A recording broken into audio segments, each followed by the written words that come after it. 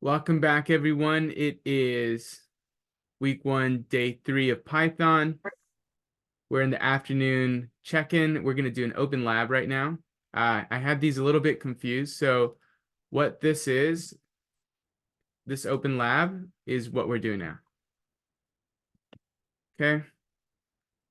And so now that that's clear, we're doing this for the rest of the day. Tomorrow, we'll have a little bit of time to present our group activity or our group work. But let's show what we are working on. So here it is. I'll provide a link in the chat.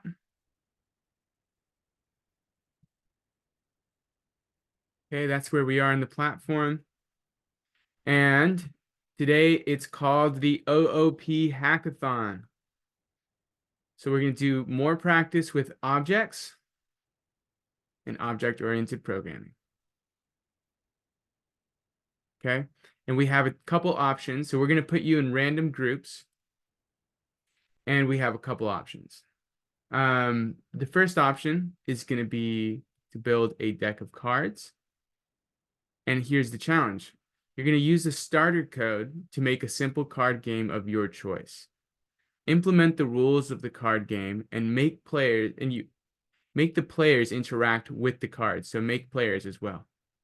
And as a bonus, use inheritance, class methods, stack methods within your code. Okay, so let's take a look at this one.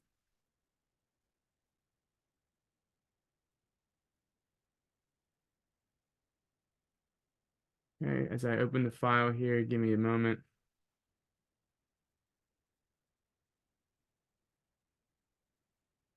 And you can take a look at this yourself as I download it. All right, so here it is. I pulled it up now. And let's take a look at what we have in our download. We have this folder here called classes and a file called game.py. So if we look at this file, game.py, from classes.deck import deck. Got it? Okay, bicycle equals deck. And this is looks like it's a method call, or no, this is invoking an instance of a class, right? And this would be maybe like a method call. Okay, so let's see what we have in our classes folder. So we have 3 files that we can look through. The dunder.py file. Okay, we'll explain what this is in a bit. We have the card.py file and the deck.py file. So let's look at the card.py file. In it, we have a card class, the constructor, which receives a suit, point value, and a string value. These are the attributes of a card, right? Because a card has a point value, so 2, 3, 4, 5, 6 through 10, Jack, Queen, King, Ace. They all have higher points depending on your game that you're playing. And then you have the string value, which is going to be the name. And then the suit, which is going to be the category. Clubs, hearts, so on and so forth. Then you have here a method, right? Card info, print, show yourself, basically, is saying show the value, the suit, and also the point value of this card. Okay, so this is a class for card. Let's look at the deck. And it seems that deck imports card. Why would deck import card? Because deck is a set of cards. Yeah, and so it's a superior class, right? Because a deck would not exist without a card. A card is a superior class to a deck. So this here is our class deck, and then we have our constructor, and then we have here an array called suits, which gives names of different categories that we can have.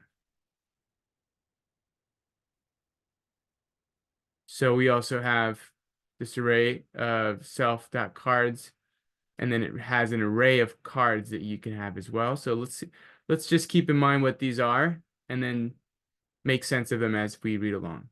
For S in suits, so okay, for S in suits, so for the index in the suits, for I in range of 1 through 14, okay, because that's how many different suits we can have. No, not suits, but different, what do we call cards we can have? What's the official word we call them? Suit, point value, string. That's how many different point value cards we can have. 1 through 14.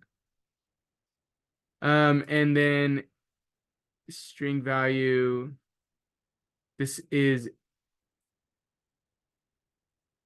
a variable that holds an empty string. And then we have an if statement. If I equals 1, then string value equals ace. Okay. So what I want you guys to do is to dissect this code for yourself, just as I am, with your group, make sense of it, and piece it together so that you can understand how this baseline code works, and then you'll be able to make it do what you want it to do, which is in this case, you want it to implement the rules of your card game of your choice. So think of a game that you know, choose amongst yourselves, and then make the cards play a game with each other. Make the players play a game with each other. Okay, so that's option 1. Any questions about this so far? So far, so good. Okay, option 2, ninjas versus pirates. We're going to use a starter code to make an RPG battle game between ninjas and pirates. And what these pirates and ninjas are going to do, they're going to attack each other. And so we're going to give them methods to their classes where they're going to attack each other. You're going to have an instance of a ninja and an instance of a pirate battle each other out until one's health is finally depleted. So they're going to need some of those attributes as well, right? So let's take a look at the starter code. Okay.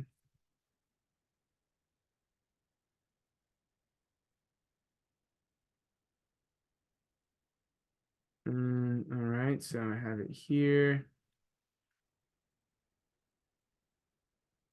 Pirates versus Ninja, CD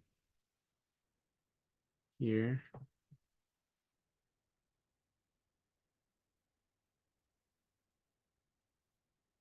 Okay, so let's take a look here. Game.py.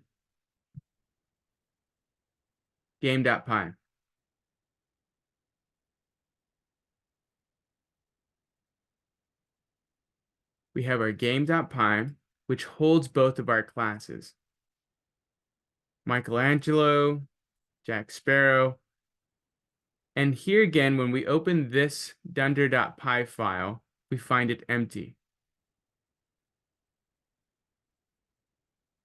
And we have 2 classes, one for ninja and one for pirate.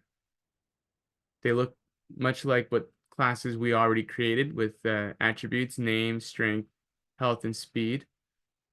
One method to show its own attributes, and another one here to attack. And what this does is it subtracts from the health by the strength of the pirate. You have to the pirate is a parameter for this attack, and then you return self. The reason why you return self every time you create a method is because you want these methods to be able to be chained. That means call one method after another. Say the dot attack, and then dot, oh, that's not how you spell it. Dot attack, oh, double.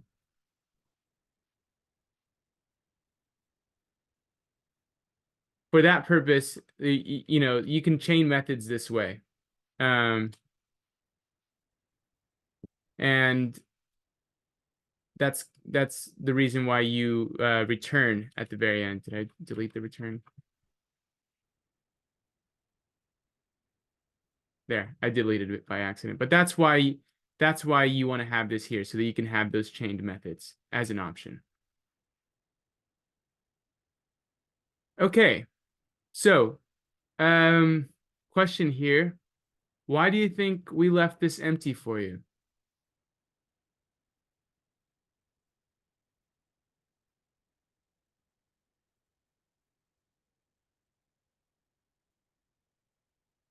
Well, okay.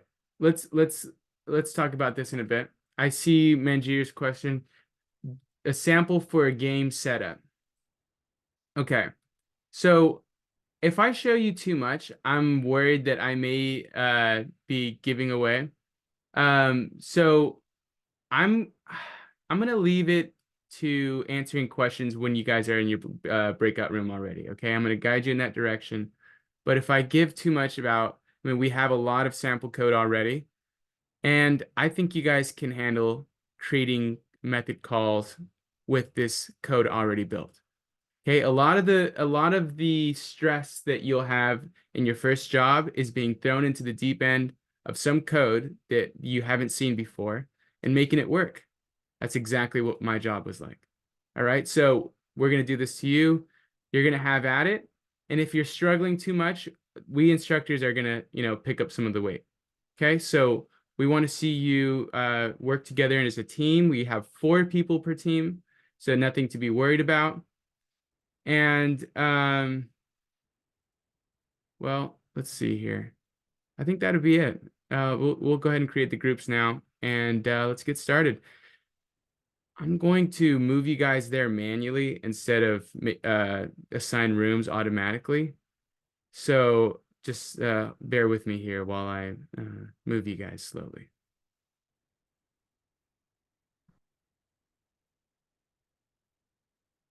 Okay, pause the recording.